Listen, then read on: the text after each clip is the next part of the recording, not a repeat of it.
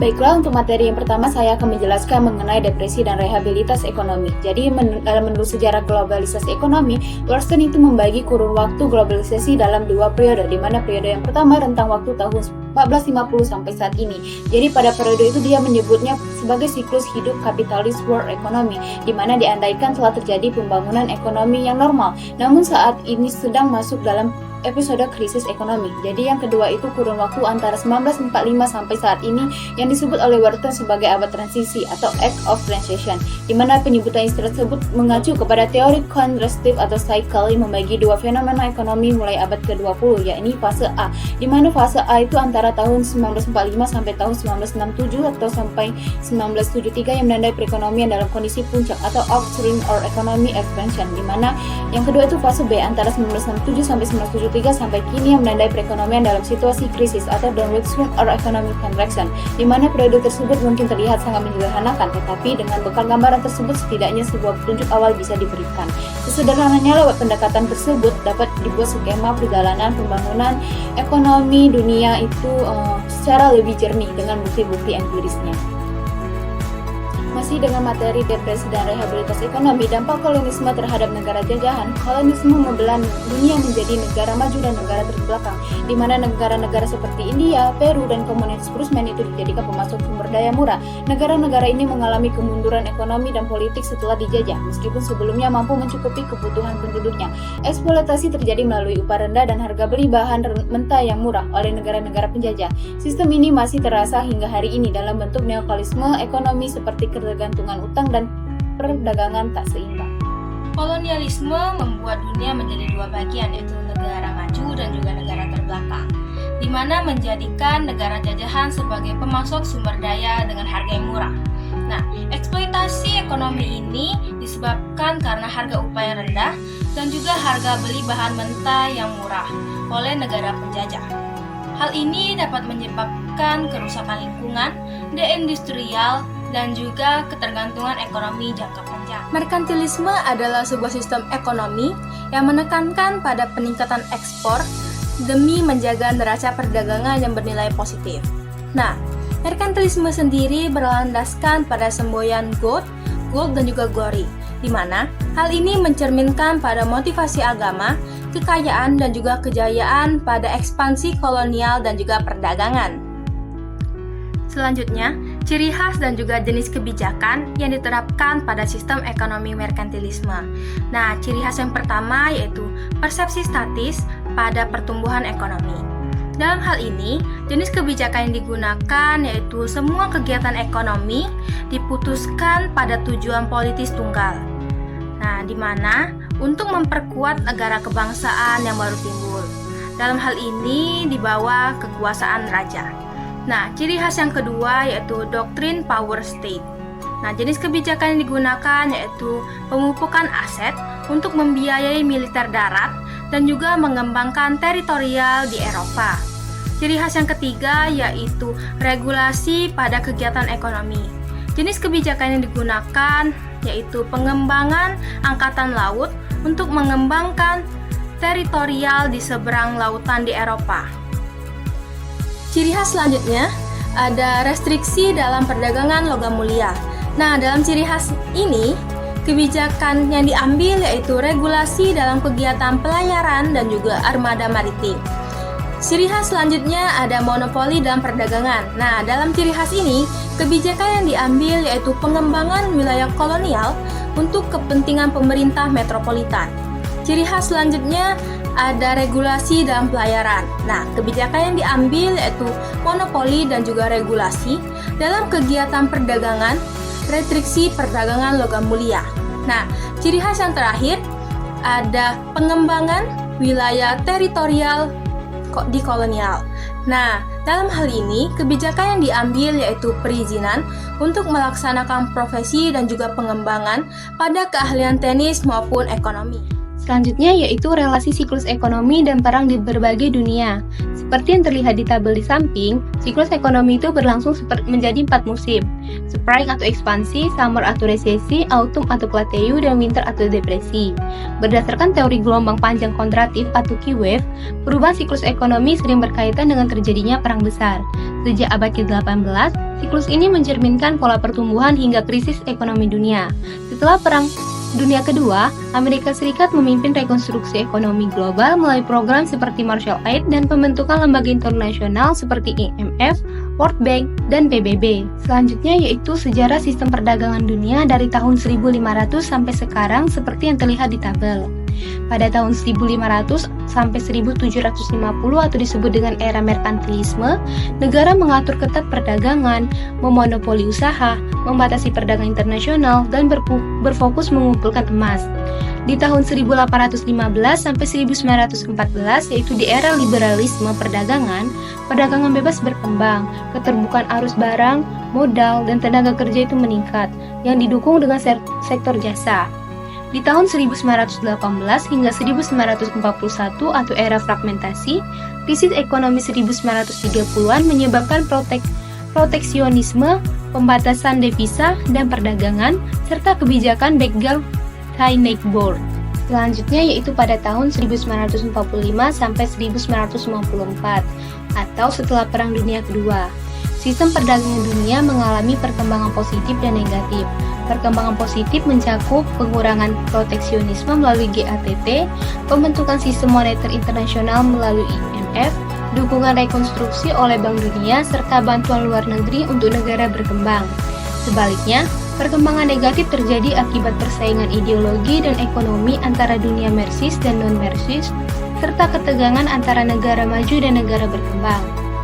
Setelah berakhirnya Perang Dingin pada tahun 1989, yaitu terjadinya runtuhnya rezim Marxis membawa perubahan besar dengan meningkatnya persaingan dagang, kemunculan blok-blok regional, dan peran negara berkembang serta negara industri baru yang semakin menonjol dalam ekonomi global. Bayangkan dunia ini seperti satu desa besar. Tidak ada lagi batasan yang tegas antara negara satu dan negara lain. Itulah gambaran dari globalisasi. Sebuah proses besar yang menghubungkan ekonomi, sosial, politik, hingga budaya antar bangsa. Sejak tahun 1980-an, globalisasi makin terasa, membawa semangat untuk memperkecil ketimpangan ekonomi dunia.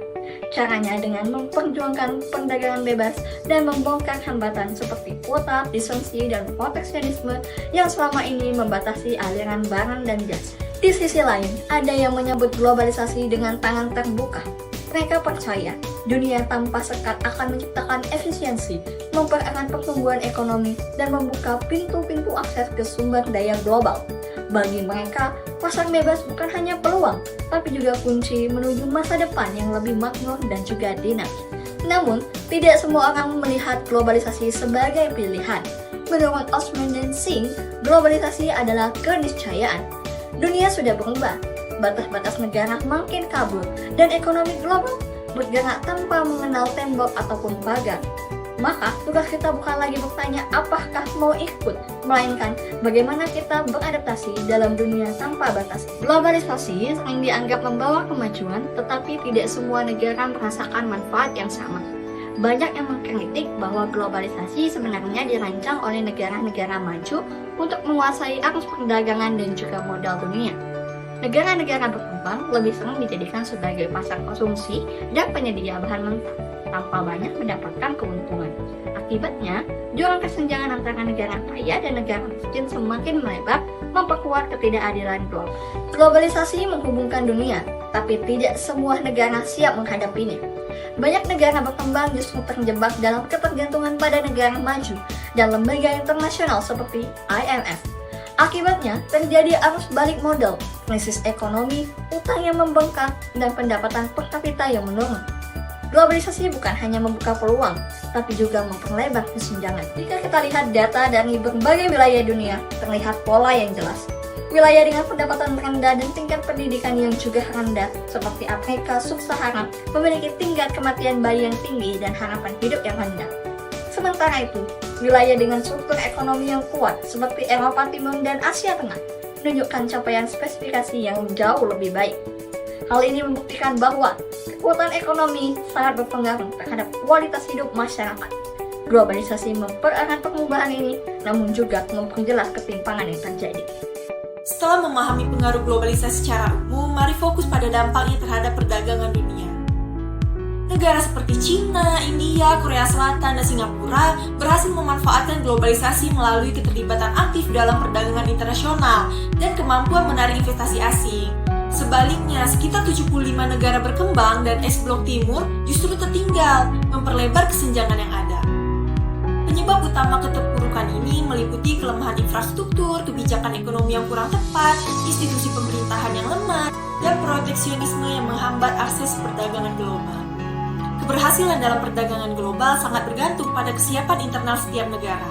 Negara-negara Least Developed Countries atau LDC dalam periode 1977 sampai 1999 memang tumbuh sekitar 5,7%. Tapi anehnya, pangsa mereka dalam perdagangan global justru turun dari 1,9 menjadi hanya 0,5%. Hal serupa juga terjadi di Afrika Sub-Sahara. Pertumbuhan ekonominya lebih tinggi lagi, 7,9%, tapi pangsa perdagangannya turun menjadi 3,7 ke 1,4%. Baru mulai tahun 2000 sampai 2012, kita mulai melihat pergeseran. Negara-negara berkembang berhasil meningkatkan kontribusinya terhadap PDB global dari 20% menjadi 38%.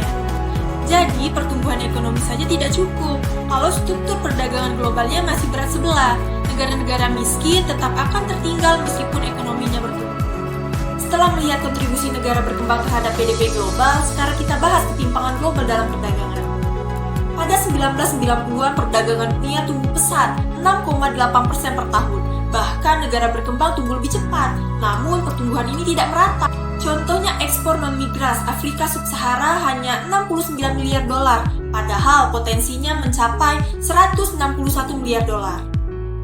Kehilangan potensi ini bukan karena kurangnya produk, tapi akibat hambatan perdagangan, infrastruktur lemah, dan daya saing rendah. Inilah wajah ketimpangan global. Pertumbuhan ada, tapi tidak dinikmati semua negara secara adil. Kita sekarang masuk ke isu utama, distribusi kekayaan dunia yang sangat timpang.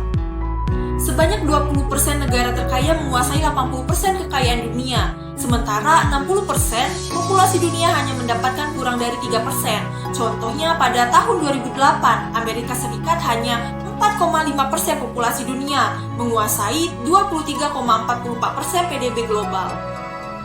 Ketimpangan ini menunjukkan sistem ekonomi global lebih menguntungkan negara maju, sementara negara berkembang harus berjuang lebih keras. Jika dibiarkan, ketidakadilan ini bisa memicu ketegangan dan instabilitas global. Para ekonom berbeda pandangan tentang ketimpangan global. Aliran ketergantungan menyatakan negara berkembang dirugikan oleh sistem ekonomi dunia, dieksploitasi melalui ekspor bahan mentah dan impor barang jadi, serta kehadiran MNC yang tidak memberi manfaat jangka panjang.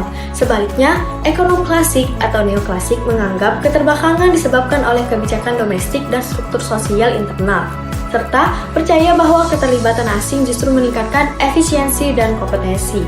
Ekonomi klasik menekankan perdagangan bebas, meminimalisasi intervensi pemerintah, dan peran pasar dalam mengatur ekonomi. Pemerintah cukup menjaga stabilitas, hak milik, dan pendidikan dasar. Prinsip ini dirangkum dalam kebijakan yang namanya Washington Consensus yang diperkenalkan oleh John Williamson pada akhir tahun 1980-an yang berisi panduan liberalisasi, privatisasi, deregulasi, serta pembatasan peran negara untuk mendorong pertumbuhan ekonomi di negara-negara berkembang khususnya di Amerika Latin. Adapun macam-macam dari kebijakan Washington Consensus adalah diantaranya yang pertama itu ada disiplin fiskal, di mana menjaga anggaran tetap seimbang. Yang kedua, prioritas pengeluaran publik, di mana fokusnya itu pada kesehatan, pendidikan, dan infrastruktur. Yang ketiga, reformasi pajak, sistem pajak yang adil dan efisien. Yang keempat itu nilai tukar kompetitif, di mana mendorong ekspor dan stabilitas ekonomi. Yang kelima itu ada perlindungan hak kepemilikan, di mana kepastian hukum untuk investasi. Yang keenam ada deregulasi, yaitu mengurangi hambatan pasar. Yang ketujuh liberalisasi, yaitu membuka pasar internasional. Yang kedelapan privatisasi, menyerahkan BUMN ke sektor swasta. Yang kesembilan ialah PMA terbuka, mempermudah masuknya investasi asing. Dan yang terakhir, liberalisasi keuangan, di mana mengembangkan sektor keuangan tanpa banyak dari kontrol negara. Banyak aspek yang dilupakan oleh pemerintah negara berkembang dalam mencermati instrumen utang luar negeri. Terdapat beberapa alasan kritis yang menyebabkan utang luar negeri ini memiliki implikasi yang sangat serius terhadap negara-negara berkembang. Yang pertama yaitu, di mana utang luar negeri ini tidak datang dalam wujud uang, melainkan sebagian besar justru dalam bentuk barang ataupun teknologi. Yang kedua yaitu karena yang datang dalam bentuk barang ataupun teknologi, kemungkinan besar barang tersebut ataupun teknologi tersebut tidak lagi sesuai dengan program yang digunakan. Yang ketiga yaitu menjadi persyaratan bahwa setiap program yang disetujui selalu disertai dengan konsultan asing. Yang keempat, di mana hampir sama di balik kesepakatan pemberian utang luar negeri ini didampingi dengan kesanggupan dari negara berkembang. Dengan berbagai kelemahannya, utang luar negeri telah memicu krisis di negara berkembang seperti Meksiko dan di Argentina, serta terbentuknya utang najis yang dibuat oleh penguasa korup yang menyalahgunakan dana utang luar negeri ini untuk kepentingan pribadinya, sehingga terbentuklah kemiskinan yang mendalam dan beban utang negara pun semakin banyak. Secara teoritik, MNC ini merupakan alat imperialisme yang mengontrol produksi lintas negara dan melewati hambatan politik dengan keputusan yang strategis di pusat dan adanya taktis di cabang. Karena kekuasaan besar ini, PMA seringkali mengikis kedaulatan negara berkembang yang sulit membatasi operasinya karena takut ditinggalkan dan kehilangan investasi. Tahun 1960-an sampai 1970-an, banyak negara berkembang yang mulai mengandalkan PMA untuk menutupi kekurangan investasi domestik yang memberi peluang besar bagi PMA akibatnya lemahnya sistem hukum dan politik. PMA yang dijalankan oleh MNCS ini memiliki jaringan produksi lintas negara yang cukup besar dan aset negara yang sangat besar, bahkan sering melebihi PDB negara berkembang seperti General Motors pada tahun 1997 yang melampaui PDB Argentina. Dengan kekuatan ekonomi dan globalisasi operasionalnya, MNCS ini memiliki daya sedot besar terhadap ekonomi negara berkembang dan berpotensi kuat untuk memengaruhinya. Baik, kita beralih ke dalam pembahasan perspektif alternatif kelembagaan yang rapuh. Jadi, di sini banyak ekonomi ini menilai bahwa kelembagaan ini berperan besar dalam menentukan kemakmuran antar negara. Yeager misalnya dalam penelitiannya pada tahun 1999 ini mengemukakan ada 4 hipotesis penyebab perbedaan kemakmuran, yaitu yang pertama ada sumber daya manusia, yang kedua sumber daya alam, yang ketiga kepadatan penduduk, dan yang keempat teknologi. Namun, bukti lapangan ini menunjukkan bahwa hipotesis tersebut ini tidak selalu konsisten, yang menjelaskan kesenjangan antar negara. Jadi, pendekatan alternatif ini menekankan bahwa kekuatan atau kerapuhan kelembagaan ini menjadi faktor kunci yang mempengaruhi pertumbuhan ekonomi. Acemoglu dan Robinson pada penelitiannya tahun 2012 kemudian menegaskan bahwa kunci utama kelembagaan adalah kualitas kelembagaan itu sendiri. Mereka berpendapat ada 3 ciri kelembagaan yang baik. Yang pertama yaitu penegakan hukum hak kepemilikan, yaitu menjamin hak milik individu untuk mendorong investasi dan aktivitas ekonomi.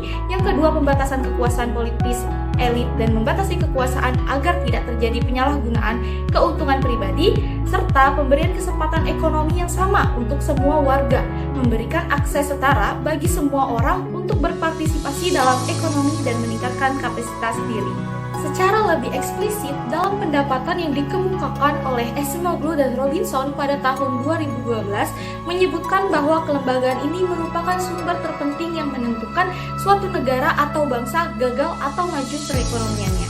Nah, negara-negara dengan kelembagaan inklusif seperti Korea Selatan, Jepang, Amerika Serikat, dan Singapura ini menikmati pertumbuhan yang berkelanjutan. Sebaliknya, negara dengan kelembagaan yang ekstraktif seperti Zimbabwe dan Korea Utara ini mengalami stagnasi ekonomi karena kekayaan hanya dinikmati segelintir kelompok dengan mengorbankan masyarakat luas. Intinya, tanpa kelembagaan yang kuat dan adil, kemajuan ekonomi sulit dicapai bagi suatu negara itu sendiri. Baik, selanjutnya saya masih membahas tentang perspektif alternatif kelembagaan yang rapuh. Pertama, fungsi utama kelembagaan dalam sistem ekonomi pasar menurut Rodrik dan Subramanian tahun 2003. Kelembagaan dalam sistem pasar memiliki 3 fungsi penting. Yang pertama, market regulating atau regulasi pasar, yaitu untuk menangani eksternalitas, skala ekonomi dan informasi tidak sempurna.